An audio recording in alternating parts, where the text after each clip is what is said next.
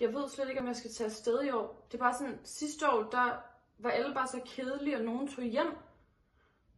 Men jeg vil bare gerne være sammen med alle mulige mennesker, og alle sammen. Jeg vil ud og have det sjovt. Hvad skal jeg gøre? Jeg ved det slet ikke.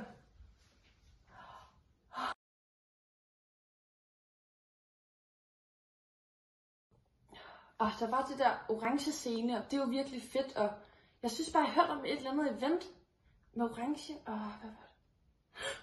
Orange Hour? Orange Hour.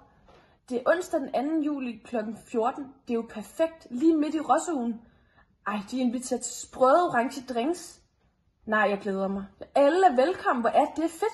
Jeg er så sikker nu. Jeg har bare lyst til at drømme væk til Orange Hour.